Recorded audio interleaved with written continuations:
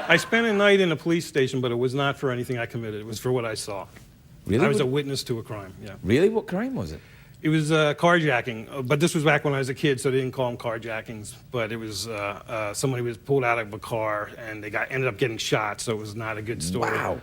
And I saw the bad guy running away, and I saw him hide his gun, so I was able to tell the cops where the gun was and what he looked like and where he went. I saw him go into a biker bar, and so I led him to the biker bar, and I said he was a big guy, he was wearing a T-shirt, and he had a beard, and so they took everybody out of that bar. At the biker bar, yeah. And so I spent all night going through lineups because it was like dozens and dozens of bikers that they were saying, is it him, is it him? And I never identified anybody. I didn't think they actually had him. Wow, that's a hell. Where the hell did you grow up? It sounds like a very bad neighborhood. It was in South Florida, Fort Lauderdale. I've been there. That's where they have the spring break. People go crazy. Yeah. People go crazy, and they have they've got a Hooters restaurant there in Fort Lauderdale. I thought they had Hooters everywhere. No, sadly, no. Oh, okay. No, but they have them in... They have... The only reason I know, because the only one I've ever been in is actually in Fort Lauderdale. Okay. I went in, and this guy came over to me and said, would I like to be a judge in the Miss Nude USA competition? What'd you say? I said I could. I was married at the time. I couldn't do it, you know. And he said to me, he was trying to persuade me to do it. He said, Dennis Rodman's going to be there. And I thought, whoa, classy. But yeah, if Dennis is in, why not? Yeah. I mean, nothing says sophistication like Right. Rodman, you know. You should have just given him your proxy. My proxy? Yeah, on the vote. We don't do the big words here, right, or boy. Now listen, would you ever go off into romance novels or vampires or something like that? That's where the money is now, buddy. Vampires. Yeah. Romantic teenage vampires that are sexy and do other stuff. Well, maybe if they also solve murders, I could get into that. But I don't know. I'm very happy doing what I do. I think I can, whatever I want to explore, whatever story I want to tell, I can do it within the framework of a crime. And what you tend to have a lot is tunnels. Have you noticed that in your books? There's always a lot of tunnels. Have I noticed that? Yeah. I wrote them, actually. I said that to you a minute ago and you didn't even remember. Yeah, I think there's a lot of the whole journey of like Harry Bosch. He's been in 15 books. Is journey towards the light. Yeah, he was a tunnel rat. Yeah. You explore stuff in yourself. I've had some issues with tunnels in my life, and I think it comes out in my writings. What kind of issues have you had? Well, when I was a little kid, I grew up in this house that had a tunnel. Actually, it was not really a tunnel; it was a drainage culvert that went under a street. Right. And it was the kind of neighborhood that probably by the time you were 10 or 11, you had to cross through this tunnel, or you were, a sissy or whatever. It's a rite of passage. And unfortunately, it was right in front of my house, even though it affected the whole neighborhood. And I slept in a room with my brothers on the top of a bunk bed. And at night, I could actually look through the window and see that gaping tunnel waiting for me. Yeah, it's scary. I was almost 11 years old and wondering whether I was going to be able to man up and go through. Did you ever make it through the tunnel? I did, yeah. I think we've all learned something. Yeah. The lovely Michael Connelly, everybody. We'll be right back.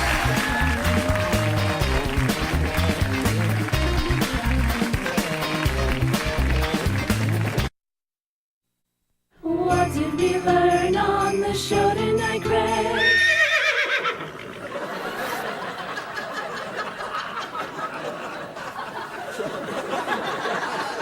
Don't ask me. They don't check with me before they start their crazy cat horse stuff. Nothing says Christmas like a cat horse.